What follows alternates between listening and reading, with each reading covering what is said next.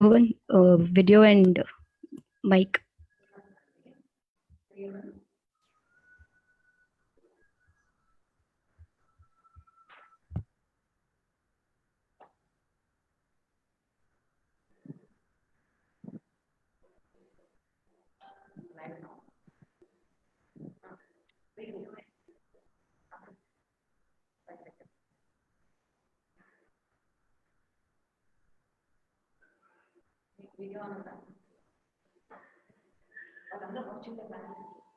I suggest all the panelists and the speaker to kindly switch off their video mode. And then after my introduction, I would suggest the speaker to come live. Thank you. Hello, and a warm welcome to everyone to Oral Diagnosis and Oral Radiology Weekend Webinar Series. Thank you for joining us for today's webinar. My name is Dr. Ravi, and I am a Senior Lecturer at Faculty of Dentistry, AIMS University, Malaysia. And I will be the moderator for today's webinar session, along with Dr. Priya, who will be the co-host. Before we start, I would like to request the audience to bear with us at times, especially because we expect few minor technical glitches due to speakers logging in from different time zones. I take this opportunity to express my sincere thanks to the management of AIMS University Malaysia and happy to partner with Ambropin India for giving us their invaluable support and guidance to conduct this webinar series. Today's topic is oral cancer and what we need to do, brought to us by Dr. Mohit Gupta from India. Dr. Mohit Gupta, who has specialized in the field of oral medicine and radiology from Savitha University, Chennai, has a keen interest in therapeutics, diagnosis of mucosal conditions, and special care dentistry. He has presented numerous lectures in different national and international conferences and published scientific papers in various peer-reviewed journals. Also, he is involved with numerous innovative initiatives like the Ambropin. He loves teaching students about the art of diagnosis and believes that a properly trained student is an invaluable asset to the nation's health infrastructure in tackling problems like oral cancer.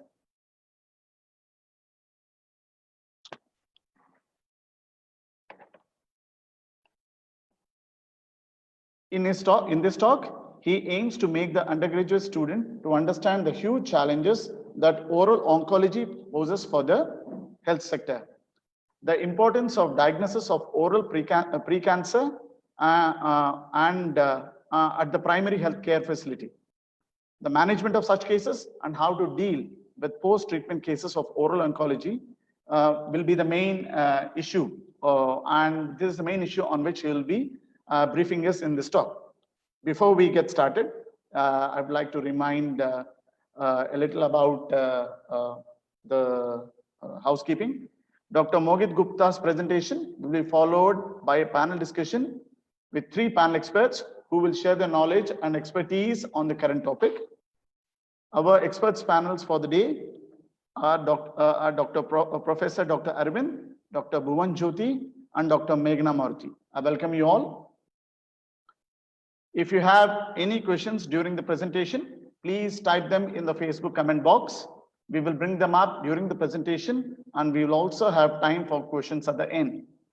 Now, without further ado, we will turn the time over to today's presenter, Dr. Mohit Gupta, to share his knowledge and expertise on the subject matter. I request Dr. Mohit Gupta to start his video. Yes. I will, okay. Thank you. So now you can share your video. Okay. I will stop sharing. Yes.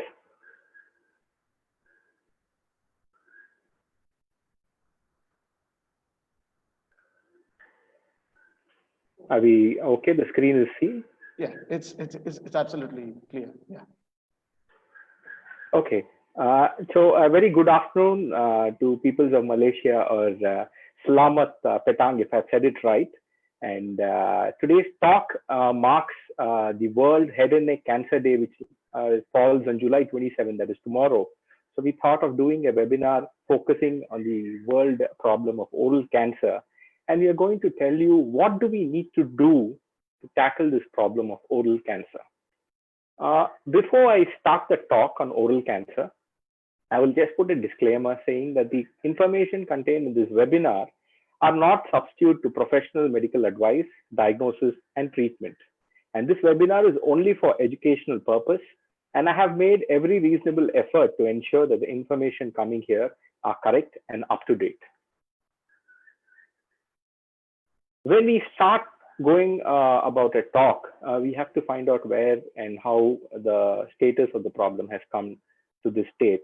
And I'd like to start with this slide saying that, a proper soil needs is valuable for nurturing a plant. And I would be indebted if I don't mention these two institutions which have played a vital role in my development as a person. That is my school as Jayagopal Garodia and my college, Savita Dental College, where I spent almost 18 years as a student, undergraduate, postgraduate, and working there almost for 9.5 years as a staff.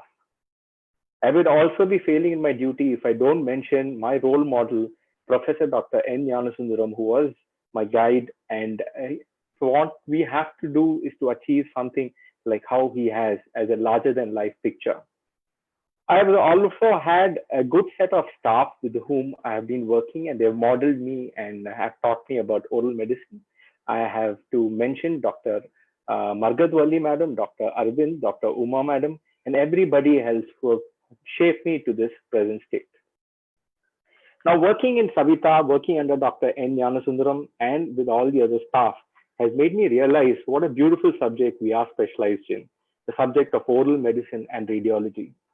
We are not just a subject which is a traffic signal which directs patients to their departments of endo, prosto, or other departments, but I come to know that, we have scope in treating cancer patients, in genetics, in orofacial pain, radiographic imaging, forensics, saliva study, therapeutics, and obviously the upcoming field of special care dentistry. But the key points that I'm going to cover with my talk today are defining the roles of attendees. Now, I have been conducting an Oral Cancer Awareness Month this entire July in my practice. So I have extended the invitation to a few of my patients. So we will be having different patients also joining as a common public. So we will be defining the roles of the various attendees. We will be understanding the magnitude of the problem of oral cancer, which is in front of us. We will be talking a little bit about the fundamentals of oral cancer, how to do dental management of a patient with oral cancer in your practice. And I would be giving out individual take-home messages based on the various roles of attendees that we have. Like I said, for convenience purpose, I have just graded the attendees in 4 categories. They may be individuals as groups from the public. They may be students doing their undergraduation or post-graduation. They may be general practitioners. They might be BDS, MDS from other specialties other than oral medicine and oral maxillofacial surgeons. And obviously the oral cancer specialists, which includes oncologists, radiologists, OMR, OMFS. Now the image you see on the right side represents an ant hill. It represents an ecosystem of all of us working together. Now, as we move on, let us address the problem, or let us address the elephant in the room, the oral cancer. Now, to explain what is oral cancer, let me just explain this slide.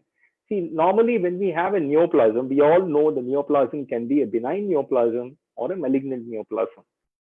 A cancer is a malignant disease that develops from dysplastic cells, which grows fast, it infiltrates, it invades, and has a tendency to spread.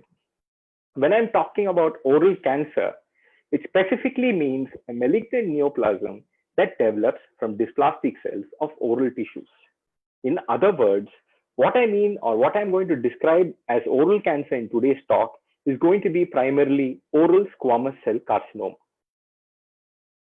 Now, all of us would be thinking oral cancer has a modern age problem. It's a problem of the industrial revolution. We have a lot of diagnosis. So this is a problem which is being plaguing us at this modern era. But that's not the case. It has also been an ancient civilization problem.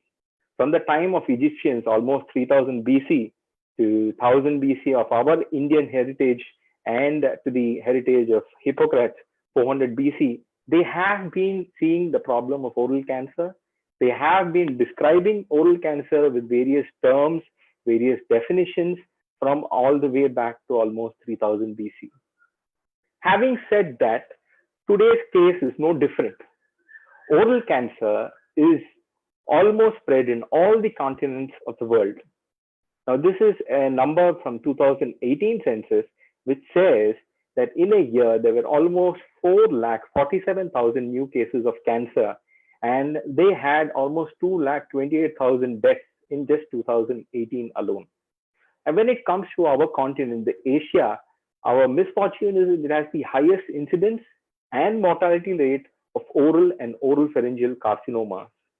An even more disturbing fact is 90% of the cancer cases in head and neck are oral squamous cell carcinoma, the topic for the day. When we look at the National Oral Cancer Registry of India, it says that oral cancer is the most common cancer in India among men. Almost 80% of oral cancers are due to tobacco use, which has resulted in almost 2,500 people losing their life every day. That's the scale of the problem. And that's not just is. See the last point, almost 71%, that is almost close to 4 lakh cases, are diagnosed in our productive years, that is 30 years to 69 years. So imagine the cost, the burden, the emotional burden on that family which is losing a person within 30 to 69 years, their most productive age. To emphasize the exact problem of oral cancer, I'm using these two charts. These are two charts showing the incidence of cancer of India between 1990 and 2016. It is a worrying chart. The chart on the left shows that we had an incidence of cancer ranging from 44 people per 100,000 people. And if you see the chart on the right side, after 15, 16 years, the incidence of cancers has dramatically increased all across India. Now, because we are catering to the audience even from Malaysia, I've just put these statistics from the Globocan website of 2018, which is worrying. When we see the cases in India, lip oral cavity cancers account for the second most common cancers. And these are among all the new cases on both males and females across all ages. And when we're talking about oral cancer statistics in Malaysia, they don't see in the top 4 or 5, but the lip and oral cavity cancers in Malaysia is now the 19th most common cancer in Malaysia. Now, why are we talking so much? Because the magnitude of the problem is big. Now, in the last 50 years, that is 5 decades, if we see the cases of oral cancer have a 5-year survival rate of just 50%. With all the advances in diagnosis, all the advances in treatment, 50% of the people are lost in less than 5 years after their diagnosis of oral cancer. Not just this, in India, in the last 6 years, if you see, in the 6 years which are preceding, there's an increase in cancer of almost 114% reduction in the statistics. Now, all the picture is not so bad. See, what happens is when you do periodic screening of oral cavity for precancer, you can reduce the mortality. And in a study which was published in Lancet, it says that over a period of 9 years, which a study was carried out, periodic screening, early diagnosis of precancer and cancer led to a whopping reduction of 32% in the mortality. That's a huge factor that we have to keep into the account. Just imagine this statue. This statue, everybody knows that this is the world famous statue of David by the artist Michelangelo. But David is waiting to face the Goliath with his war. Now, if you see the statue, all of us know what is the challenge that he is what he is facing in Goliath. Similarly, we don't know the scale of problem of anything unless and until we get up close to it. This restoration work was done on the statue of David, gives us a perspective of how big the statue is. Similarly, let us get close with the fundamentals of oral cancer in the next part of our lecture now. Now, this part of the lecture would be aiming more at the students of oral cancer, that is the BDS students and the postgraduate students. Now, the common etiological factors of oral cancer are known to everybody. You have cigarette smoking, you have alcohol consumption, you have consumption of smokeless tobacco in the form of gutta, hans, shama, khat. These khat, shama, and shisha are seen more in the Arab countries, but it has to be mentioned here. And obviously, we know a role of viruses and immune deficiency, which can play a role in the progression and genesis of cancer. Let us go a little bit more detail in understanding the pathogenesis of oral cancer. See, when we have a cell which has to multiply, a normal cell which multiplies can lead to either 2 daughter cells or 4 daughter cells based on mitosis or meiosis. Now, when this cell is facing some irritation, some chronic irritation in terms of a trauma or in terms of a carcinogen, it behaves in a slightly different manner. The response of chronic irritation to the cell in multiplication can be seen either by the cell becoming big in size, a hypertrophy, or the cell multiplies and increases in number, that is hyperplasia. Now, let it be the normal multiplication of cell, let it be hypertrophy, let it be hyperplasia.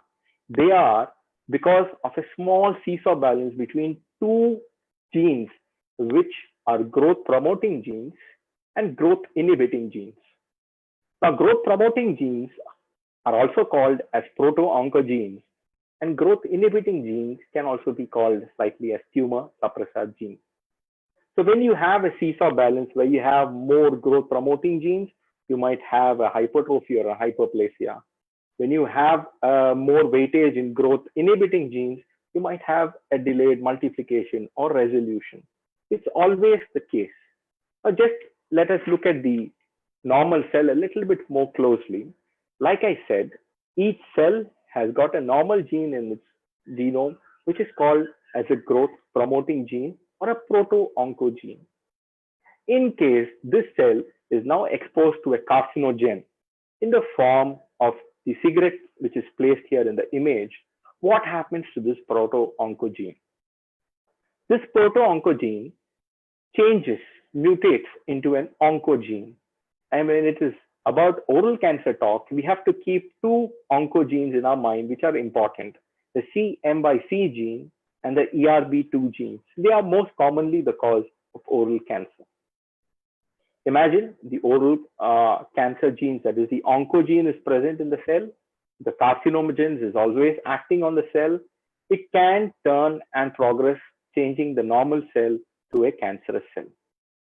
Now, this is about the tumor growth promoting gene. What about the tumor suppressor gene? Like I said, when you have a formation of oncogene in a normal cell due to the exposure of carcinogen, there is some amount of DNA damage which is taking place, mutation or some DNA damage that is taking place. Now, this DNA damage activates the tumor suppressor gene, which is the P53. Now, the P53 is a very important gene in our day-to-day life. This P53 genes can act in 2 ways, taking care of the DNA damage. It can either revert the DNA damage and turn the abnormal cell back to a normal cell, or when it's not able to control the DNA damage, it is not able to repair the DNA damage completely, it will just cause programmed cell death or apoptosis so that that cell doesn't multiply further. So in any case, whether a cell with an oncogene either goes into a cancer formation or it is recovering back to a normal cell, is again a seesaw balance or a tug of war between 2 genes, that is the oncogene and the tumor suppressor gene. So when you have more oncogenes, more carcinogens, which are increasing the amount of oncogenes, you might have a cancer formation. Or when you stop the exposure of carcinogen, the amount of oncogene is coming down in a cell. And when you have more activation of P53, the tumor suppressor gene, it might lead to a recovery of the cell. So this is how, in a very nutshell, telling you how a cell turns from a normal state into a cancerous stage. Now let us understand what lies ahead, how the road changes, how the cancer changes. Any cell from a normal to becoming a cancer cell is not a just one step process. It has to go through a few small steps, and identifying the cell in that transition is key to diagnosis. So we have a set of conditions which are termed as potentially malignant disorders or pre-malignant disorders which affect the oral cavity.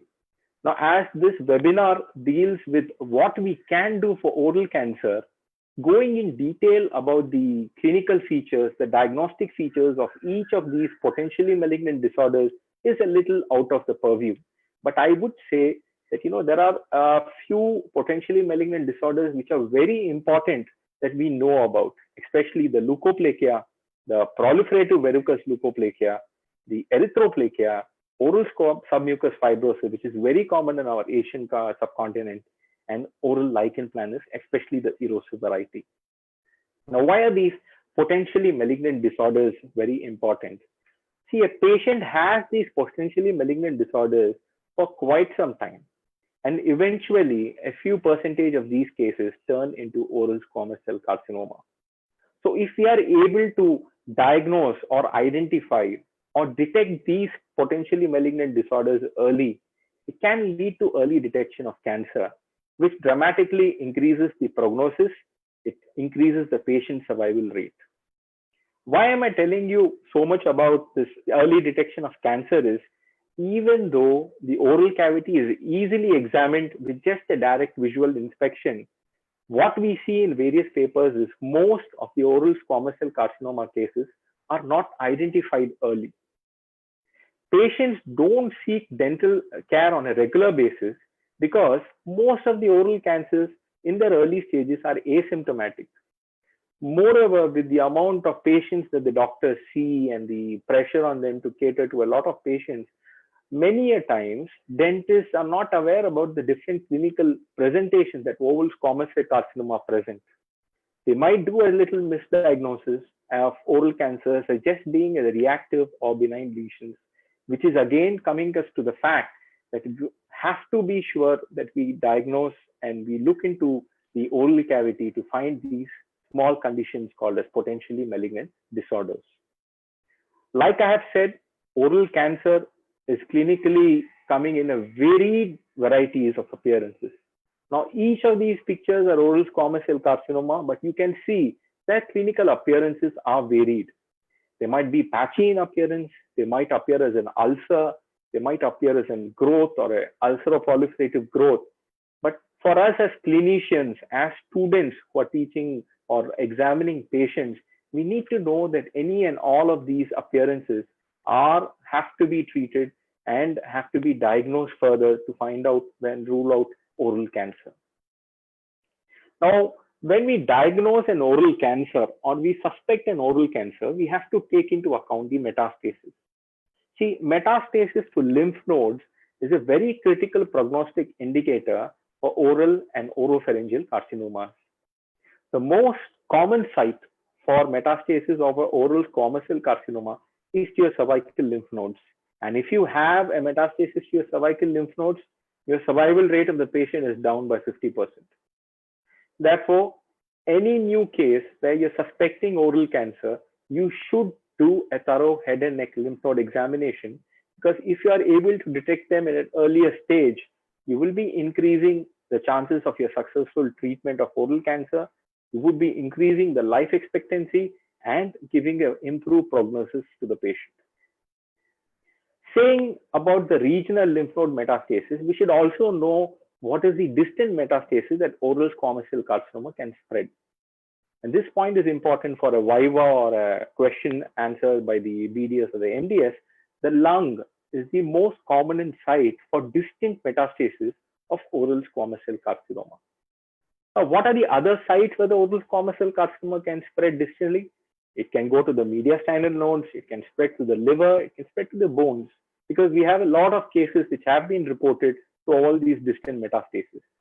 Now, keeping this in mind, we should know what are the factors that increase the risk of a primary tumor cell spreading to different organs or distant organs. There are three important factors. If you have a positive regional lymph node involvement, you have to think about distant metastasis. if you see extracapsular invasion of tumor cells in your biopsy, you should think of distant metastasis. And if your human papilloma virus is negative, you should think about distant metastasis in your diagnosis.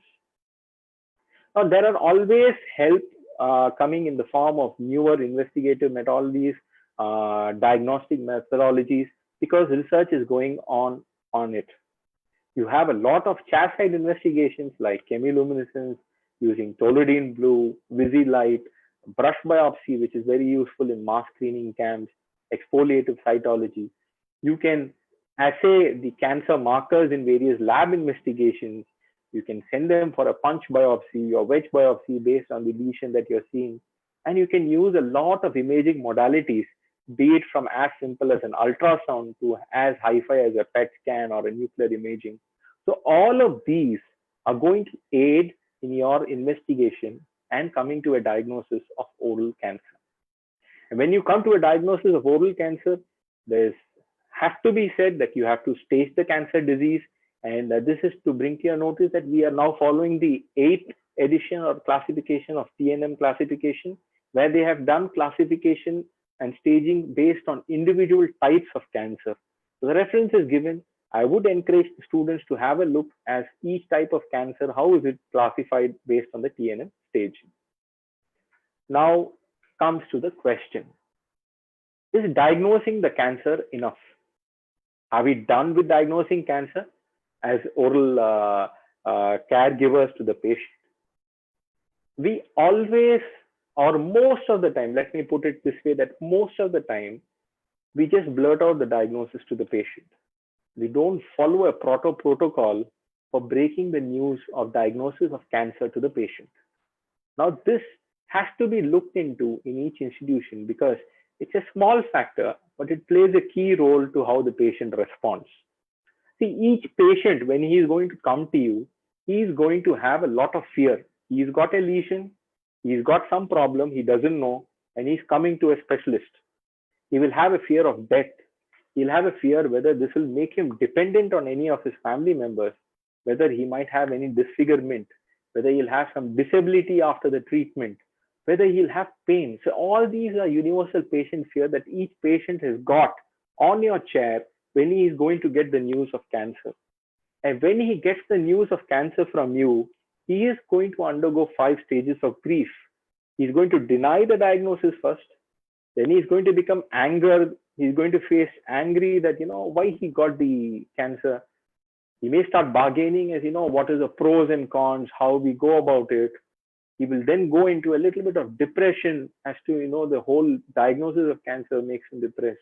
And finally, he'll go to the level of acceptance.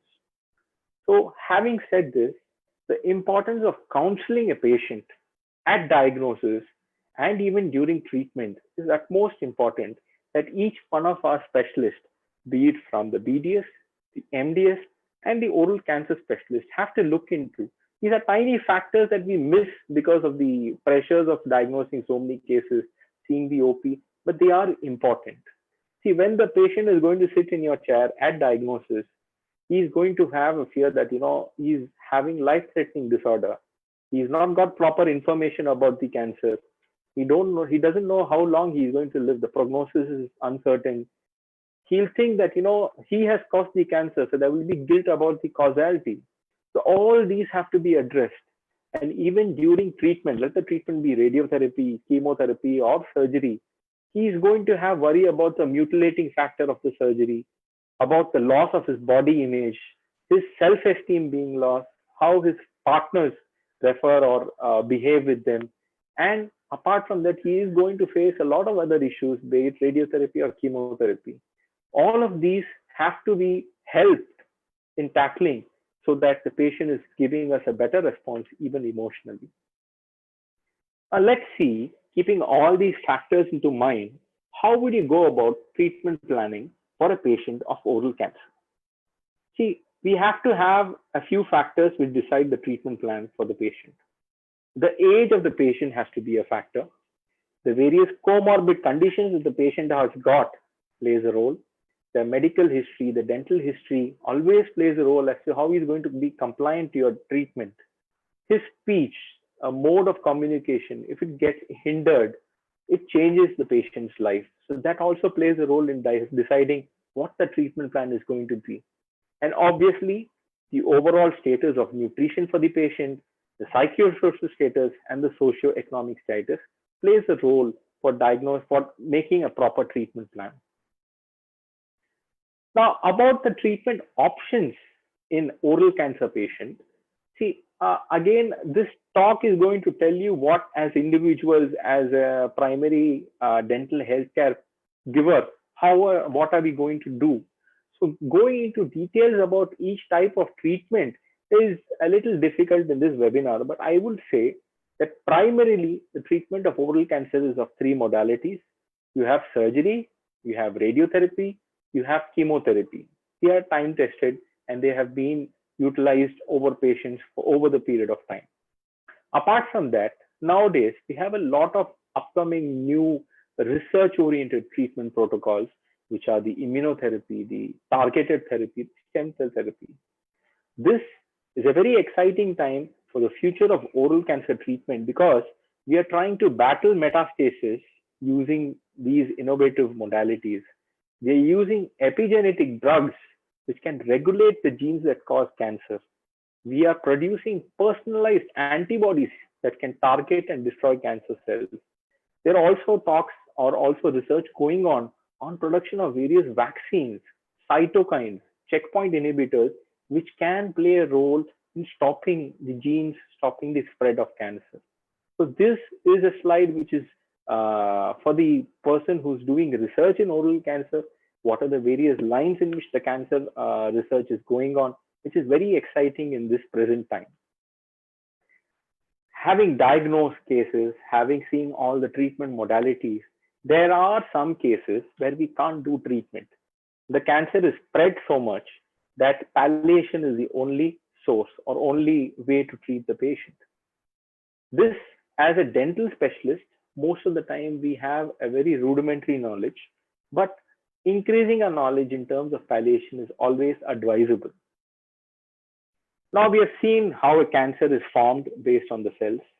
We have seen the various clinical varieties of cancer. We have seen about the importance of counseling while breaking the news during the treatment of cancer, and we have seen various treatment modalities of cancer. What can we do to prevent a cancer?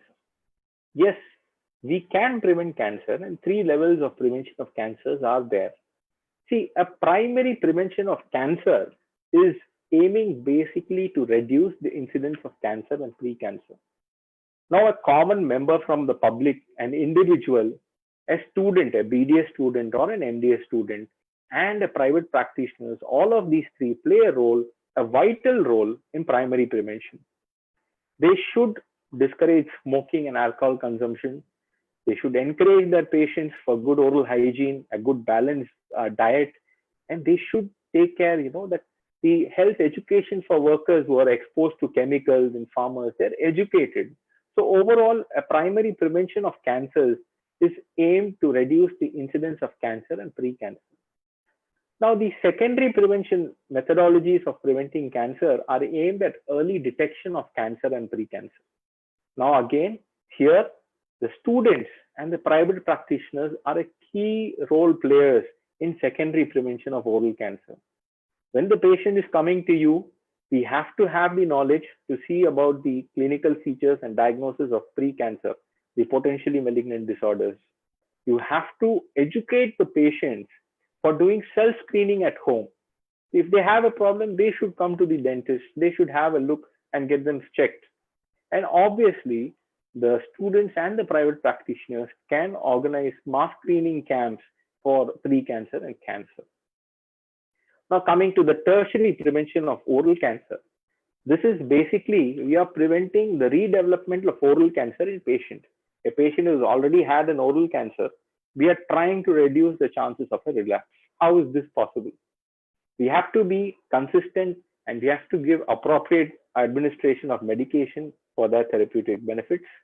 We should have a proper nutrition and dietary supplement for the patient. And the most important factor, regular follow-up of the patient.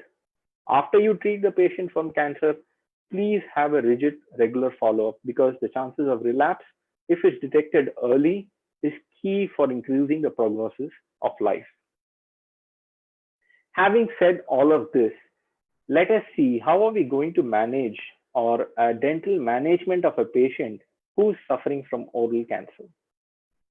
A patient from oral cancer diagnosis, if he is going to come to your setup for dental treatment, you're going to see them in three basic categories. Either you're diagnosing the cancer, or just before they are initiating the cancer therapy, you're going to do some dental treatment. You're going to do some dental treatment during the treatment of oral cancer, or once the treatment for oral cancer is finished, or if the patient is having palliative care, he develops dental issues, what are you going to do?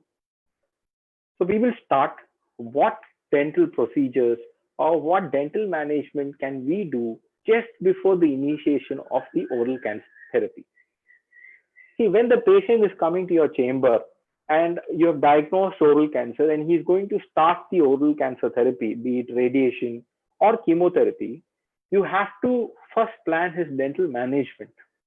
See the prognosis of all of his individual teeth, find out which tooth has got poor prognosis, which tooth has got a good prognosis, get his past dental history right, because that will give you an idea how compliant he is going to be to your dental treatments, and whether we're going to have some issues where we are going to take in terms, if he's going to give you a complicated dental treatment plan, if the patient is going to be compliant to it or not.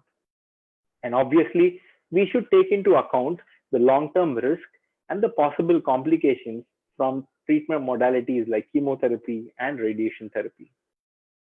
To say a little bit more in detail, if your patient whom you're just going to start the oral cancer therapy has teeth, he is dentulous, first extract all the poor prognosis tooth.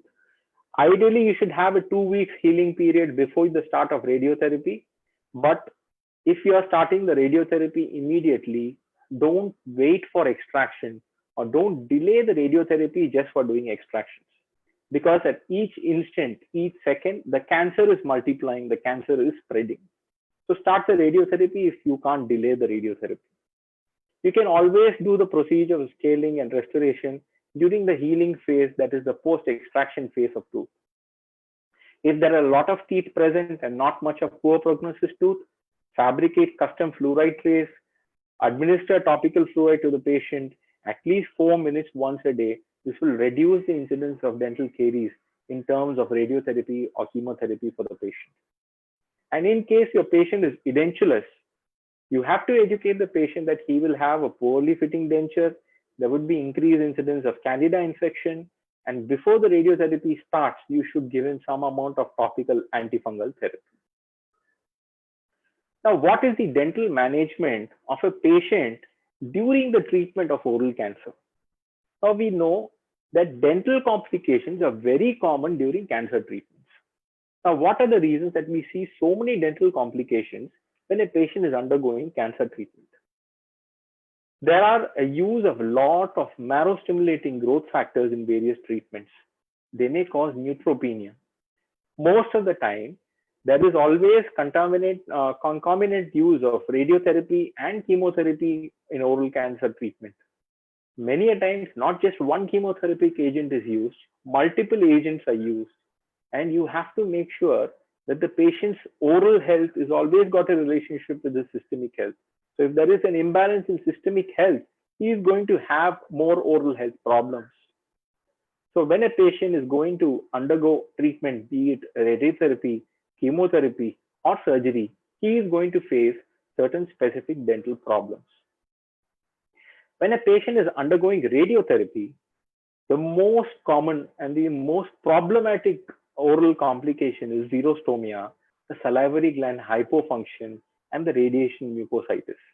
These are very detrimental to the patient's oral hygiene. The patient stops eating his regular food, so it plays a role with the nutrition of the patient.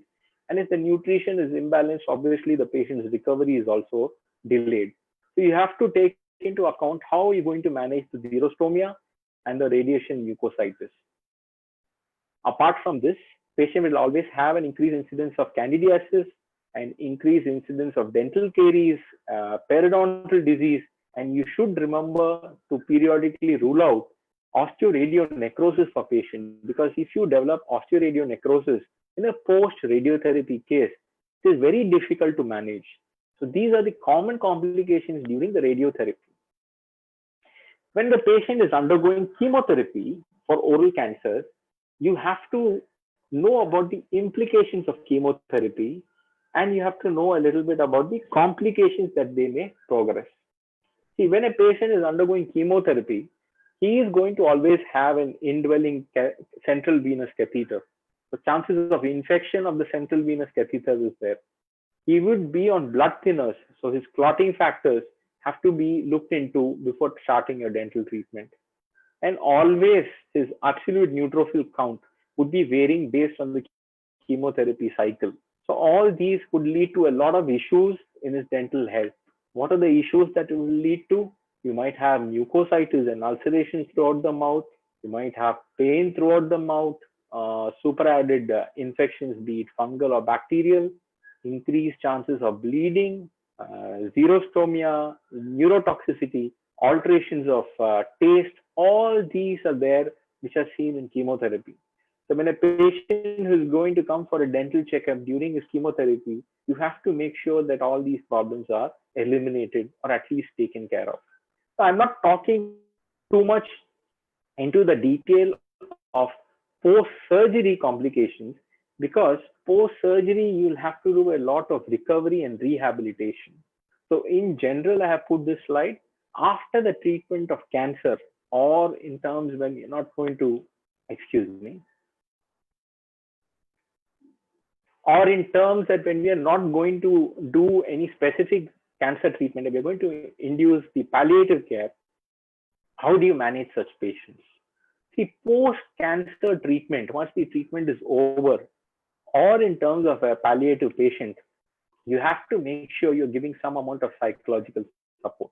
You have to aid the patient's recovery, be it from a mutilating surgery, or by giving him prosthesis in various designed way to enable him to feed, to go out and do social engagements.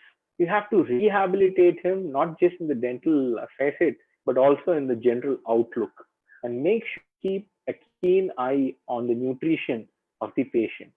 And last but not the least, you have to recall the patient periodically and take care of his recall visits. So this slide, although I have put it in the last, it's not the least important. It's very important. Quality of life. See, be it radiotherapy or chemotherapy or surgery, the impact of these therapies on quality of life of a head and neck cancer patient, very important.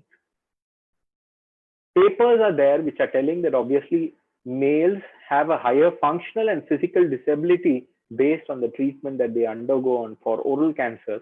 So when you are planning the treatment for such cases, I would suggest all the oral cancer specialists to please give a slight consideration on the quality of life of the patient post your treatment, which is very important. And in cases where we can't do treatment, the cancer is so advanced, we have to do some amount of palliative care. This is slightly outside the purview of the dental specialist, the oral cancer specialist, because you have specific palliative care persons, but we should know the basics of pain management. We should know what dental problems a terminally ill patient might face and how do we solve it in a very easy manner.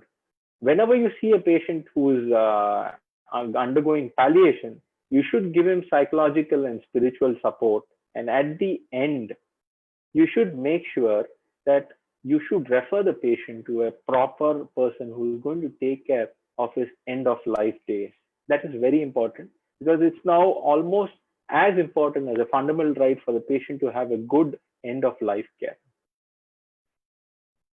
Now I will give you individual take home messages based on the audience which are available here. So if you are an individual from public who is coming here for awareness and wants to know what we can do to take care of oral cancer, it is very simple. You know the harmful effects of tobacco. you should avoid using tobacco. And if you know somebody who is using tobacco, please stop them from using tobacco. Go get regular dental checkups. Do yourself screening to see if you have any problem. And if you know a patient of oral cancer, be supportive to him because they are undergoing a lot of emotional trauma. And if you have signs or if you think you have a lesion in your mouth, you should know whom to go and consult. If you are a student who is attending this webinar, be it a BDS student or an MDS student, you know you are the key role player in primary and secondary prevention of oral cancer. Knowledge is power. Hence, you should learn in depth about oral cancer, potentially malignant disorders, how their pathogenesis is. You should develop a keen eye for details. You should, when you're examining the patient, have a lookout for potentially malignant disorders. And in your student's place, always carry on research, redefining the fundamentals, finding out new about the pathogenesis or progression of oral cancer. And last but not the least, each and every patient of yours, if they have tobacco habit, ask them to stop it. Be an expert in tobacco cessation, which is helpful to take care of primary prevention of oral cancer. Now, if you are a general practitioner, a BDS practitioner, or an MDS practitioner who is not dealing in terms of a care of an oral cancer, it's tempting or it is easier for us to look with a tunnel vision only addressing the clinical chief complaint of the patient. What I would suggest to you is do a complete clinical examination of the entire oral cavity. It's very easy for potentially malignant disorders besides the chief complaint. Again, you are, as a general practitioner, a key role player in primary and secondary prevention of oral cancer. When you have a doubt in regarding a case with diagnosis or you're suspecting something, always get a specialist opinion. There is nothing wrong in getting a second opinion because you should know your limitations. When you should refer a patient, what you can treat is always important because if you collaborate with specialists who are dealing with oral cancer, you are going to offer a complete care to your patients, which is most important. And again, like I said to the students, make sure that you run awareness campaigns, be it on tobacco cessation or cancer awareness, because you are a key role player in the society. Last, if you are an oral cancer specialist, an oral medicine specialist, an oral maxillofacial specialist, an intervention cardiologist, an interventional oncologist, not cardiologist, sorry, always practice continuous improvement for yourself. There is no end to learning. Nowadays, we have the modality of telemedicine. So I would suggest, not enforce, I would suggest you can use the option of telemedicine, giving out your consulting services to previously inaccessible places. Always play a role in tutoring the general practitioners near you for identifying pre-cancer and oral cancer. Collaborate with other oral cancer specialists because that is the need of the hour to provide auxiliary care for cancer patients. Always make sure that the quality of life of a patient is always a factor when you determine the treatment protocol of your oral cancer patient. Now, coming to the previous slide, like I said, the anthill.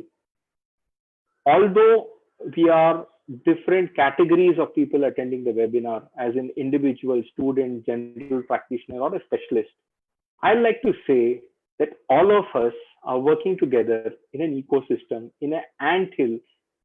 Each one of us have a specific role. We may feel that each one of our role is very insignificant, but if you see the ants, each and every one of ants has got a super ability to do outstanding things on their own. These are real pictures that the ant can carry 20 times their own body weight. They can collaborate with all the other ants to do a lot of architecture work, what is seen in the image in the left. So it is within each one of us to do this and tackle the problem of oral cancer. So in conclusion, I would like to say the world is too big for us to change it on our own. But if each one of us changes what we can, that is our habits, our knowledge, our environment, then we can change the world.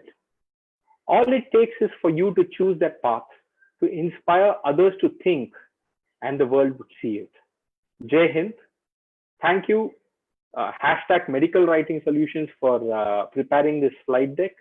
I would like to thank the team members from Ambropin, Dr. Ruchika, Dr. Wasim, Dr. Shikha, Dr. Nishit, for enabling me to do this presentation.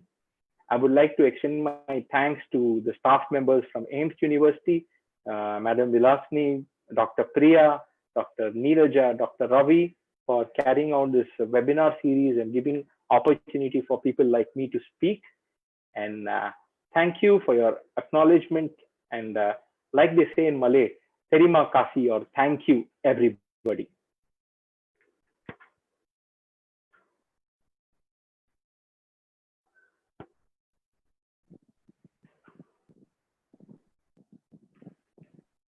Yeah, thank you. That was a good ending to your presentation. Thank you, Dr. Mogit. Terima kasih means thank you in Malay. Yeah. Yes, thank you. Yeah, thank you, Dr. Mogit, for sharing your knowledge and on the current topic. Now, I would like to invite Dr. Priya, my co-host for the day, to moderate the panel discussion. Thank you, Dr. Ravi. I request all the panelists to switch on their videos and unmute themselves for discussion. Today, we have 3 panel experts for this webinar session. Our first panelist of today is Professor Dr. Arvind. He is currently a professor and head of the Department for Academics at Savita Dental College, Chennai, India. He has graduated in dentistry in 1997 and completed his master's in oral medicine and radiology in 2003. He was selected to represent India in the World Workshop on the Oral Medicine and as an assistant reviewer at London in 2010, and again as a reviewer in the World Workshop on the Oral Medicine at Florida in USA in 2014. He was awarded the European Association of Oral Medicine Travel Bursary Award in 2011. He is recognized PhD guide in Savita University and has guided 2 doctoral theses and is currently supervising another 5.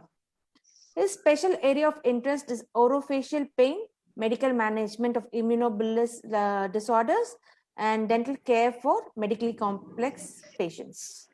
Welcome, Prof. Thank you. The second panelist for today is Dr. Bhuvan Jyoti. Dr. Bhuvan is truly redefining norms of what special care dentistry is all about. He works as a specialist dental surgeon in the Ranchi Institute of Neuropsychiatric Hospital, a pioneer in the field of psychiatry in India.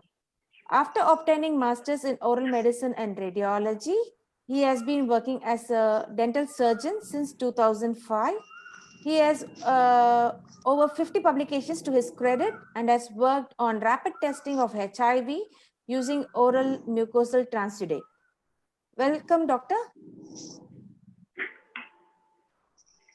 And a third panelist for the session today is Dr. Meghna Maruti. She works as an oral and maxillofacial physician and radiologist at Yashashvi Dental Clinic, Healthcare Global Enterprises Limited, Bangalore. She's a skilled MDS graduate, specializes on oral medicine and maxillofacial radiology from JAS Academy of Higher Education and Research, Mysore. She has attended various conferences, seminars, and also been a faculty at tobacco cessation workshop conducted by HCG in 2019. Apart from being an active member in the Oral Cancer Grid ECHO program, she is also a part of dental rehabilitative oncology team from HCG Bangalore. Welcome, Doctor. Thank you. We welcome you all, and let's begin with the question and answer session. Thank you, Dr. Mogit Gupta. We will go ahead and take some time for the questions now. Just a reminder to the audience, please be sure to type your questions in the Facebook comment section. So let us start with our questions. The first question, yes, is to Dr. Bhuvan. Doctor? Yes, the Yes. question is, what is the relationship between stress and cancer? Like it's the basic Dr. relation. Bhuvan, we are so sorry, you're not audible. We Hello, cannot ma'am. hear Can you hear me? Yes, yes. Okay. So the most important thing in case of oral cancer is the thing that Dr. Mogit has told is like people come into the terms of denial, and when denial is there, they will have stress directly or indirectly. Okay, directly would be like people will be very much concerned what is going to be the future for the caregivers, not for the patient. Patient is totally into denial. Okay, so stress plays a very important role, and that needs to be taken care of because it will have subsequent other things like the five phases which Dr. Mogit has, put, like there would be anger, there would be depression, and the other two or three steps. So stress plays an important role and it has to be taken care of for first and foremost. The treatment part for oral cancer comes secondary. First comes the care for the patient for for the stress. So there are various things which we do. The first and foremost thing is every center should actually hire one medical social worker or a psychiatric social worker. It's if they want to give the communicate the news about that, breaking the news is itself a very very important part that we should take care. That part, if we carefully handle, the other future things can be the patient's compliance, the caregiver's compliance, everything becomes very good. So before breaking the news, there we do a goals program. If somebody must be knowing about it, it's like we do not just go ahead and give the information. We give them a goals program is there where getting together, opening, acknowledging, learning, and strategy is there. So like getting together means all in a place. We bring everybody concerned in a certain place, okay, without any distraction. They should be there only for the oral cancer discussion of the patient, information about the patient. Like then everybody should be opening up. All should be, knowing about ready to discuss about the thing. Third comes the acknowledgement. Everybody's emotion should be acknowledged.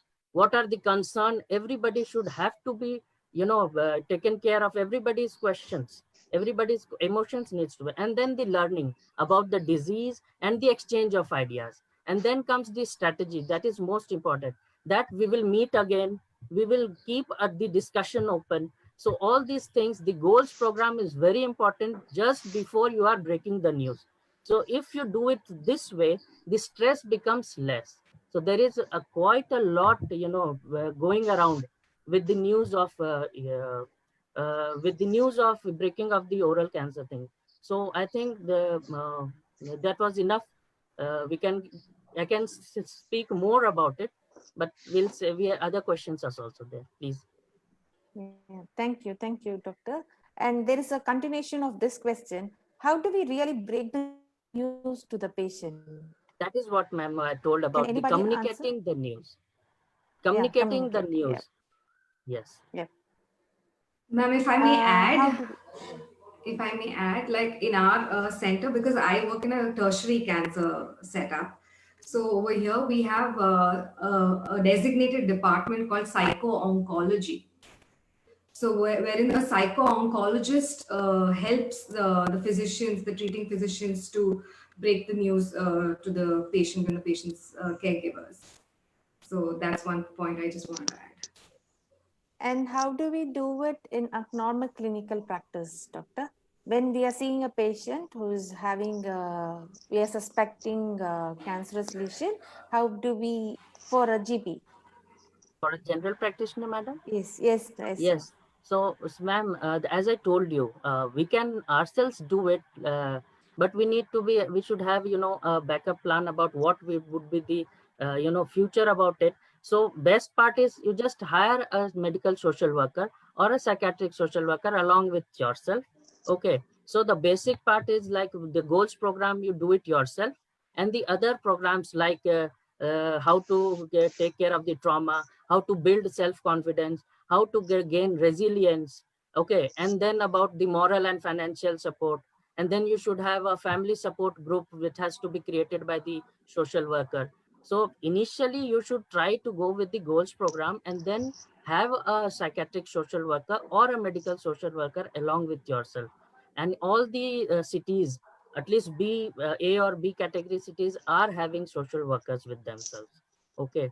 So matlab they can be, hired accordingly. So that is what I'd like to add on this. As a GP, you can do that. I have been doing it my center myself.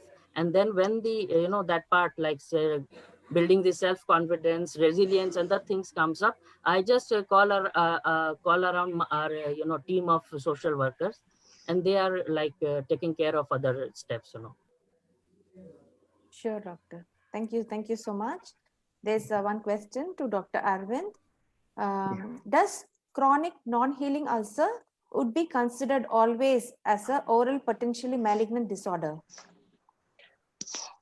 Definitely from the Indian point or the Asian subcontinent, chronic non-healing ulcer is definitely one of the most important oral potentially malignant disorders. But in the Western world, both in the Europe and in the UK, in the US, because of their good oral hygiene, their frequent dental visits, they don't see much of chronic non-healing ulcer turning into malignancy. But because of our economic constraints, our population have a lot of chronic non-healing ulcer, which eventually turn into malignancy. And I would put a chronic non-healing ulcer because of a sharp tooth or an ill-contoured restoration or a traumatic source immediately next to leukoplakia.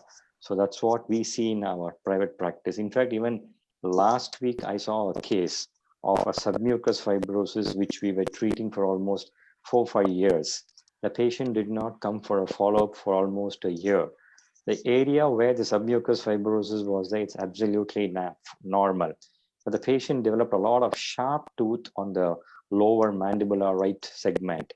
And that has led to a frank carcinoma on the lateral border of the tongue. So definitely, yes, a chronic non-healing ulcer, mainly because of a sharp tooth, can 100% cause a transformation to malignancy. There's no doubt about it. Thank you, Prof. There's another question to Dr. Mogit. Which chat-side diagnostic procedure do you advocate for oral carcinoma besides biopsy? Shall I repeat the question? No, I got the question. Yeah. See, any chair-side investigation is an auxiliary or an aid to your diagnosis. Basically, if you do a proper clinical examination, a proper history, and you have to, put in your fingers and palpate the lesion properly, you would be having a proper guess towards the diagnosis. And when you need to aid that diagnosis, the easiest are chemiluminescence. You can use toluidine blue, where the patient is not going to feel much of burning sensation in it. You have these fancy gadgets, the Wellscope, which illuminate the dysplastic cells, but slightly costlier, depends on your cancer setting, your private practice, if you can afford such a scope for clinical diagnosis. But apart from that, the clinical aids, if you are doing a mass screening, I would say you can use the brush biopsy because it's closest to the biopsy way, where you use the brush and get cells not just from the superficial area, it gets slightly in the deeper areas. So if you ask me only chair-side investigation procedures, you can, based on your clinical setting, you can use chemiluminescence, brush biopsy, and those scopes.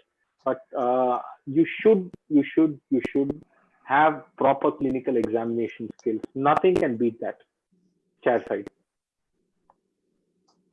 Yeah, thank you, doctor. If I can just add If I can Got it. just add a point on that, there is whatever be the technology, as Dr. Mohit said, nothing can replace your clinical examination and a conventionally done scalpel biopsy. And when you're talking about scalpel biopsy, I would advocate to do it at multiple sites.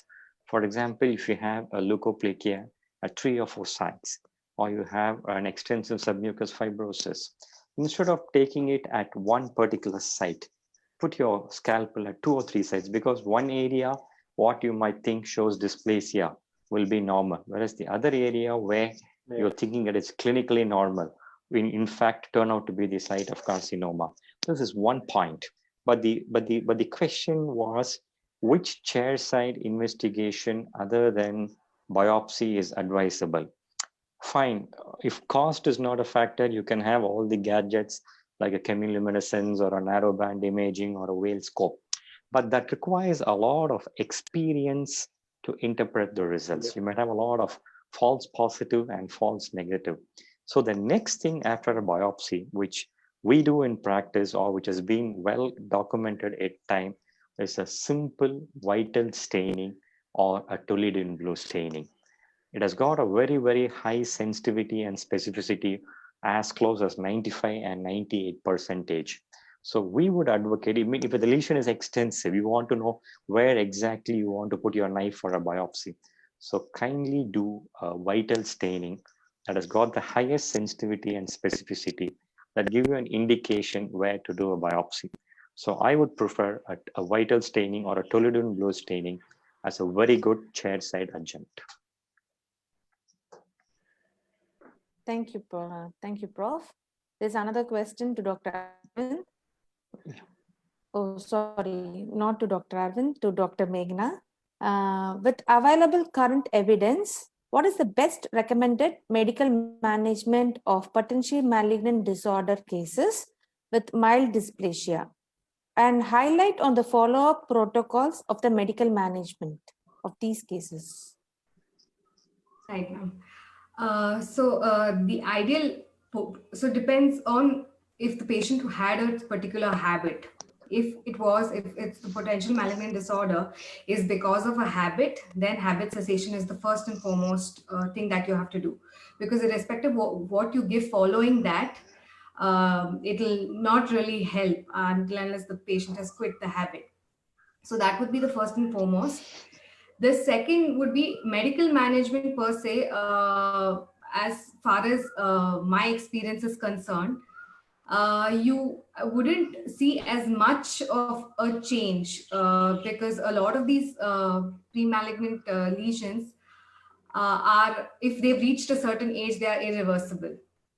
So maybe your antioxidant therapy that you may prescribe, that will only work if it is in a preliminary stages. It will not work once it has reached a point where it is a frank leukoplakia, wherein you're not unable to do anything, and there is OSMF wherein there are fibrous bands that are present. You cannot do much about it, but definitely, like if you want to go ahead, I think I would advise a more of a surgical management, maybe like excision with laser ablation technology. And oral submucous fibrosis is very tricky to treat. I think most of them will agree, like, whether it is your intralesional injections, again, it depends how much, what grade of OSMF it is. And if it has reached a higher grade, that is your grade 3 or grade 4 functional grading, if it has reached that, it is difficult. And even if you do a fibrotomy, again, it heals by fibrosis. So when it heals by fibrosis, again, the mouth opening will further reduce. So I think, forgive me, but maybe because my experience in a tertiary center, maybe I've started thinking like them.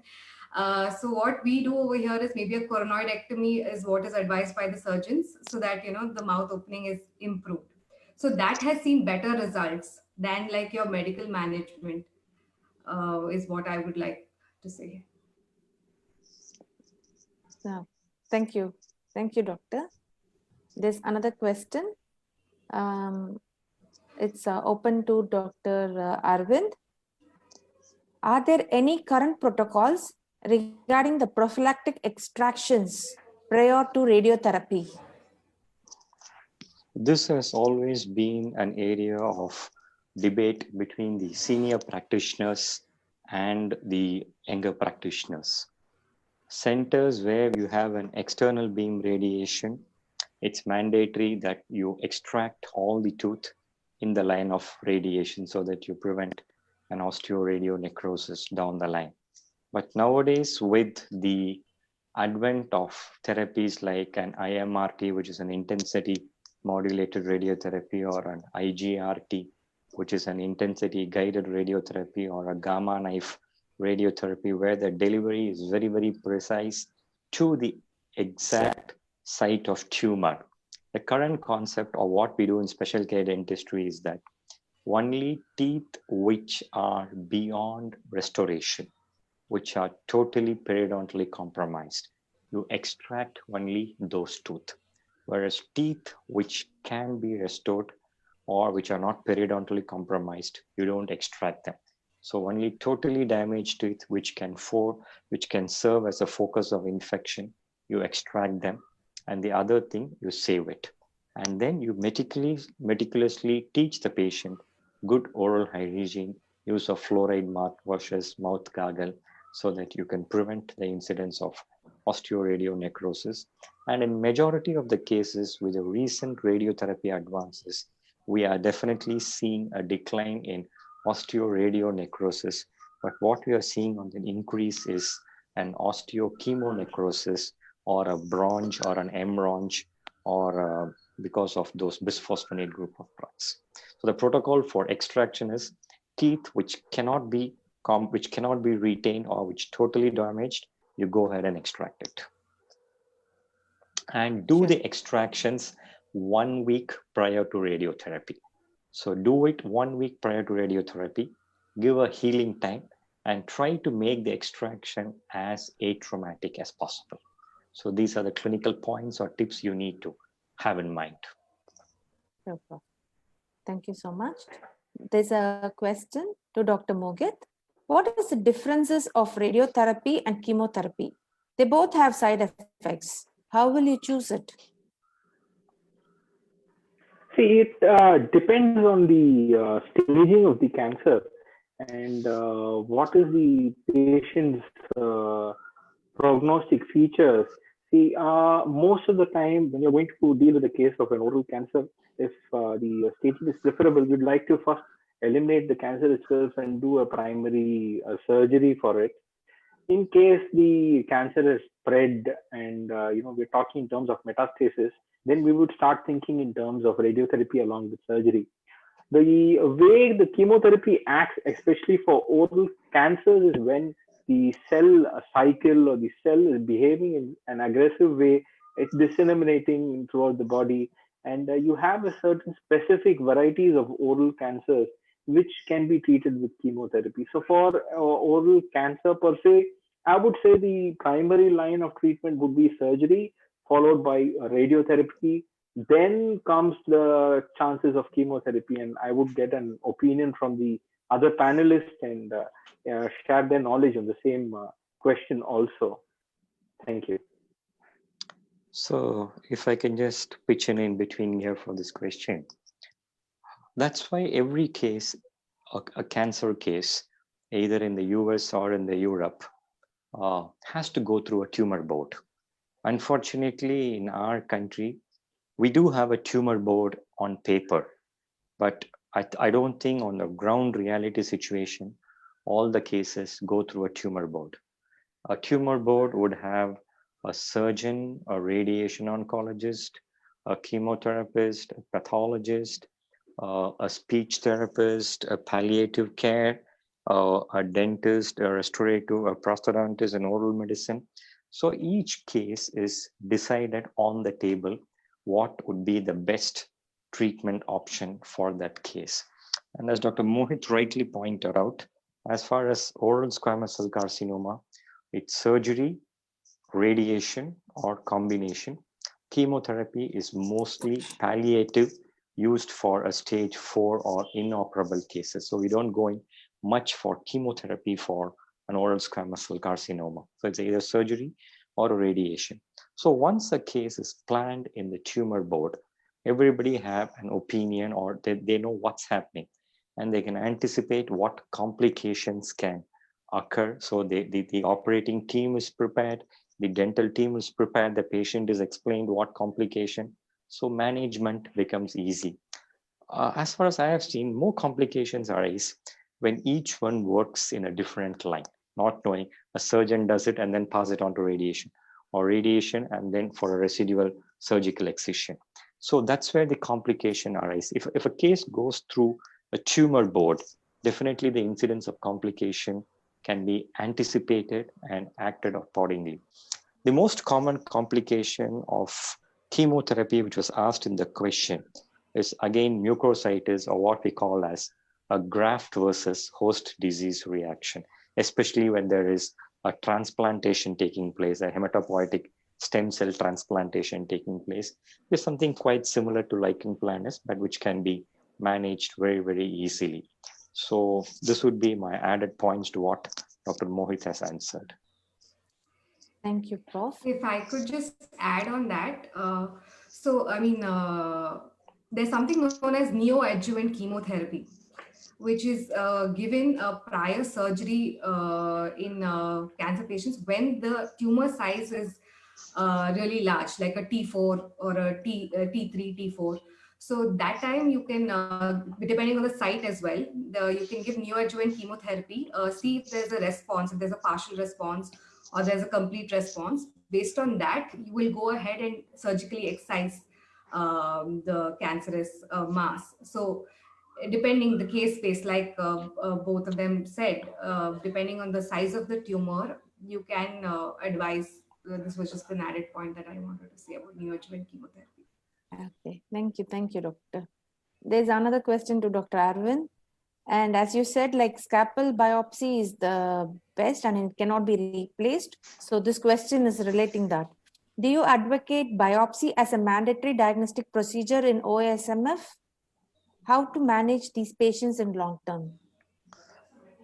It depends on what stage of OSMF you're looking at, a stage 1, stage 2, stage 3, or a stage 4.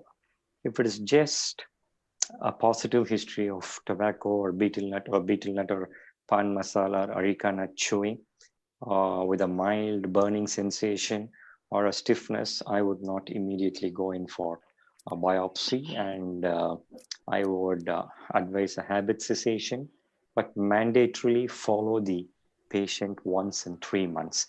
The success or the goal or the maximum prevention to a possible malignant transformation is on how frequently you follow these patients. And you will have to teach them that they'll have to look for signs like a sudden ulceration in the mouth, or a pain or a burning sensation, or developing a white patch or a red patch. If it comes, they'll have to report back immediately. Something like your corona screening, the moment you have a cough or a cold, you immediately rush to a health center. The same thing would be applicable for OSMF also. But if it's a stage 3 or a stage 4, where there is a triad of fibrosis like limitation of mouth opening, fibrotic bands, burning sensation, I would definitely do a biopsy. And it's mandatory if there is an OSMF with a coexisting another potentially malignant disorder like a leukoplakia, which is coexistent. And as I mentioned previously, in practice, I take biopsy at least 3 sites. So which I feel would be the most representative, a bilateral in the retromolar and somewhere in the anterior, so that I don't miss on any dysplastic lesion. Thank you. And this is an open question to all, any one of the panelists or the speaker can answer this question. In most cases, a potential lesion which could become a carcinoma goes unattended or not followed up by the patient or the GP who didn't see it or take it seriously. So who bears the moral toll here? Who is accountable? The patient or the GP dentist for his negligence or ignorance? How will we bridge this gap So they are referred to the specialist on the very first sign. I would never blame a patient. I would always take the blame on myself. It's as a GP or a specialist. It's the patient, as long he does not have any sign or like a pain or a discomfort, he's not going to report to you. So it is the duty of we specialists or as a practicing general dentist to take the responsibility. So if you miss something, you will have to take the blame for it. And you will have to be trained during your course or your curriculum. The moment you look at anything suspicious, at least if you cannot treat, transfer it to a person who is more competent. The moment you see a white patch, the moment you see a red patch. This is what is important in history taking. The moment you have a positive history of a chewing tobacco or a smoking or a smokeless tobacco in any form. So once that's positive with an alcohol consumption, then immediately you will have to get focused to examine the oral cavity. All that's going to take is 60 seconds to do a proper intraoral examination. So look at each anatomical site. The moment you find something suspicious, it correlates with the patient's positive history of tobacco in some form, alcohol in some form, a poor oral hygiene. So the GP has to immediately transfer it to a more competent person to deal with it. So the responsibility has to be taken only by the healthcare worker and not by the patient. Any panelists who would like to add on this? Ma'am, I completely agree with Dr. Bhuvan. You can go ahead. No, go ahead, Dr. Meghna. Yeah, go ahead. I completely agree with Dr. Arvind when he said that doctors are responsible for it, because I think it's very important for us to have a look and assess what it is and counsel the patient. It looks like this, and this is because of your habit, and you need to come to us frequently. Periodic follow-up, emphasize on follow-up, like to the patient, that how important it is for you to come back, so that even if it turns to a malignancy or whatever it is, you can catch it at an earlier phase, so that the treatment process will be much better.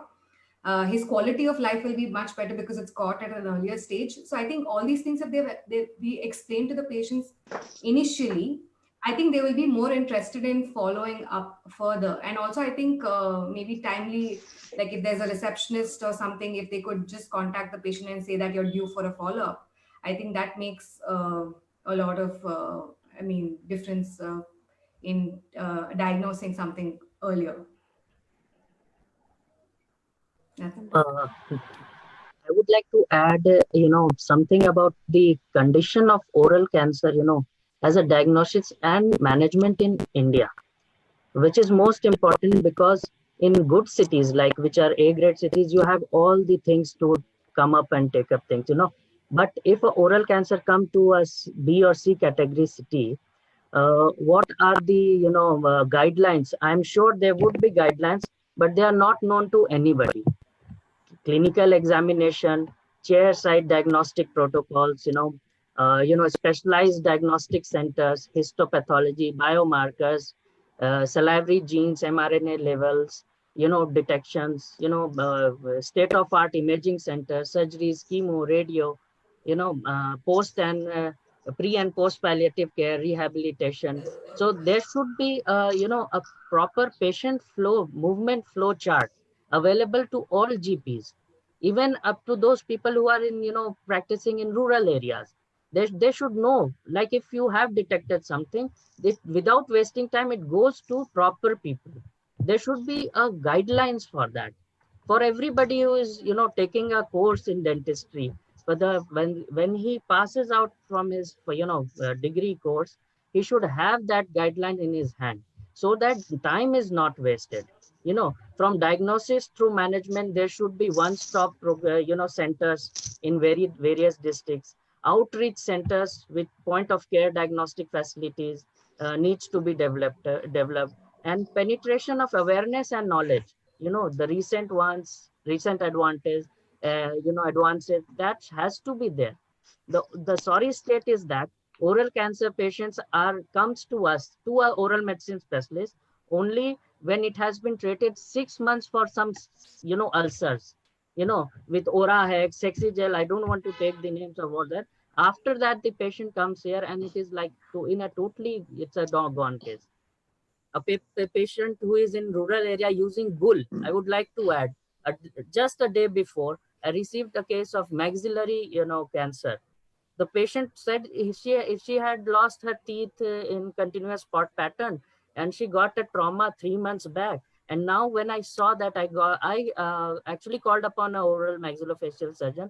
He said the spread is so much that it has like reached to the cranium, base of the skull. So now, like chemotherapy, she was an 84-year-old female.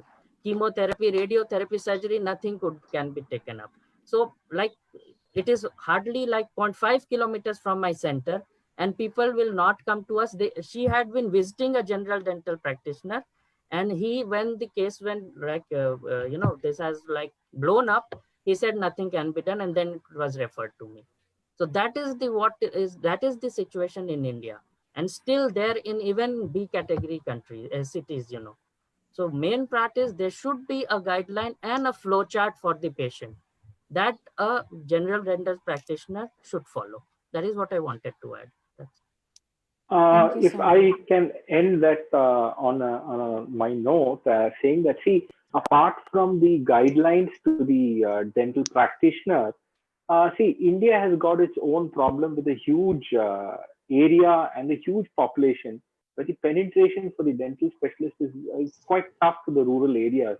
But now, with the age of technology and 4G available, the medical fraternity has taken over the telemedicine to quite an extent.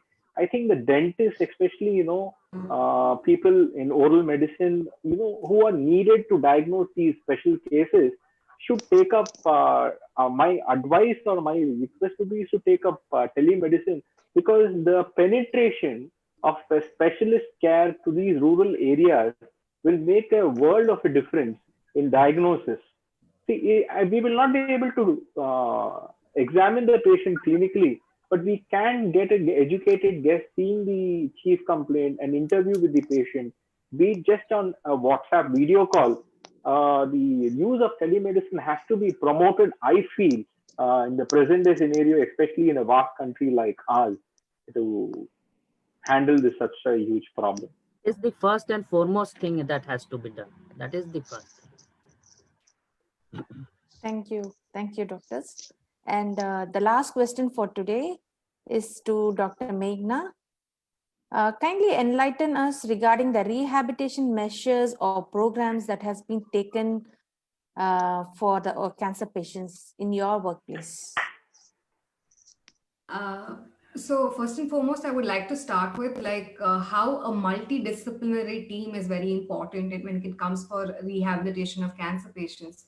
So in our center, we run a very strong rehab team, which comprises of a psycho-oncologist, psychiatrist, integrative oncologist, or your pain specialist or palliative care specialist, your speech and swallow therapist, dietitian, physiotherapist, yoga therapist, and us, that is, we work as dentists for the cancer patients.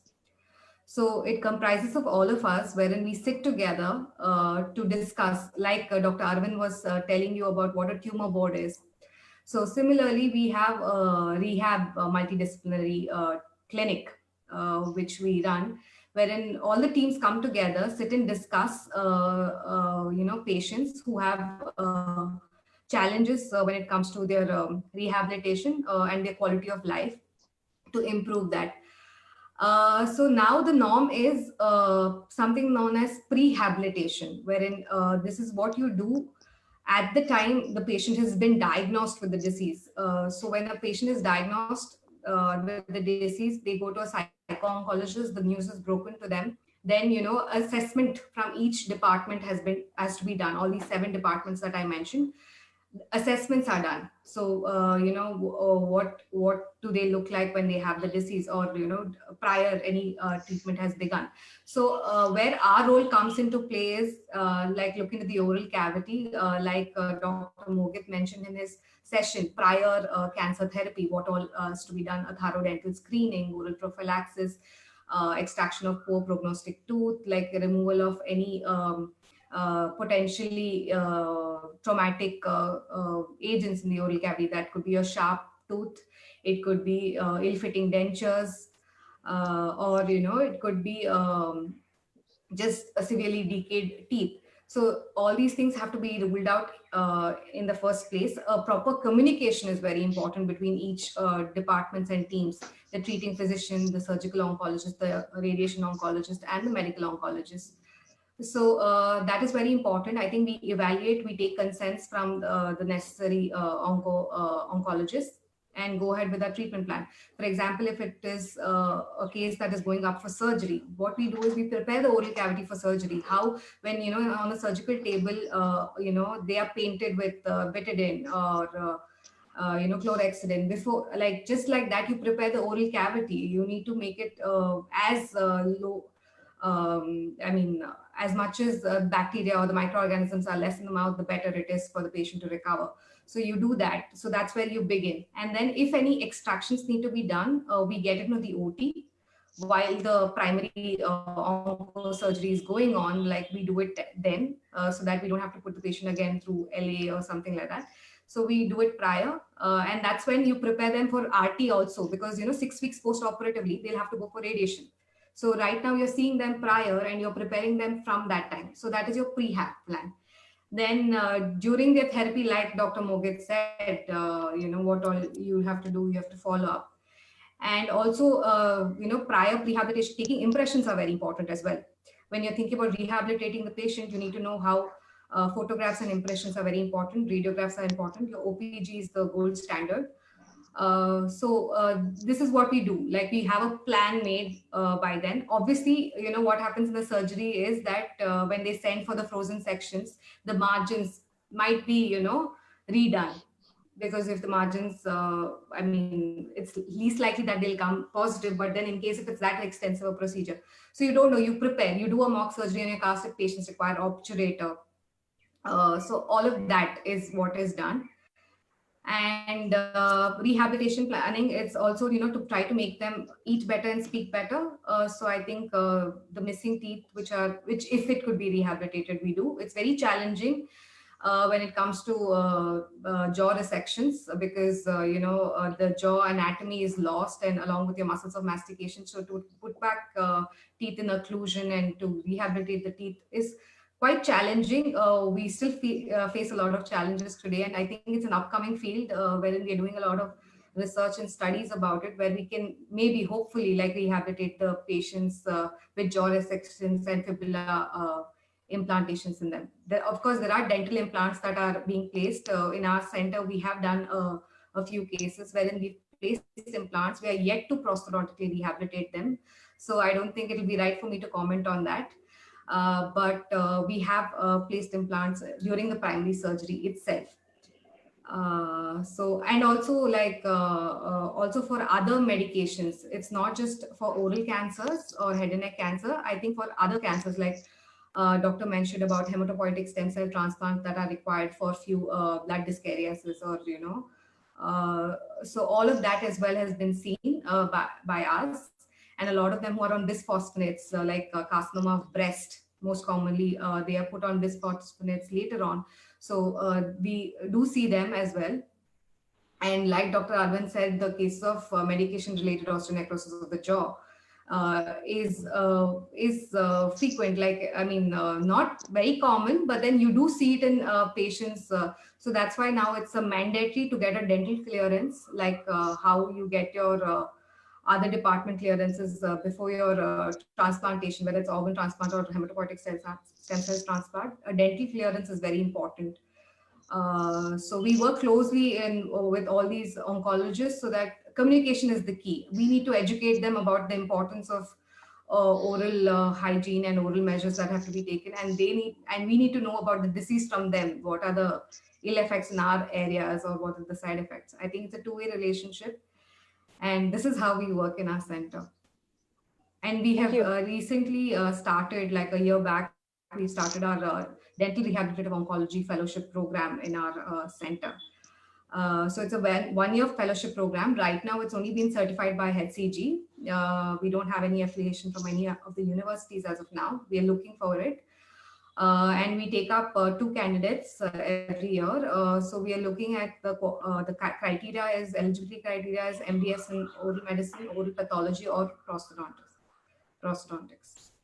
So this is the criteria. Yeah, thank you. Thank you, doctor. Thank you. Thank you. I would like to thank all the panelists and the speaker for today. We are coming to the end of the webinar. And thank you so much for pouring your knowledge and expertise on this vast topic. And I would like to thank the organizing committee and the organizers, AIMS University India and Amropin AIMS University Malaysia and Amropin India for giving us immense support. I would like to thank one and everyone for joining us today, and we will see you next time and next week. Thank you so much. Thank you so Thank you much. for having us. Thank you. Thank you for having us. Thank Dr. you. Mogul, Nice for a meeting all very of good- you. Thank you. Thank you. Good presentation. Thank you.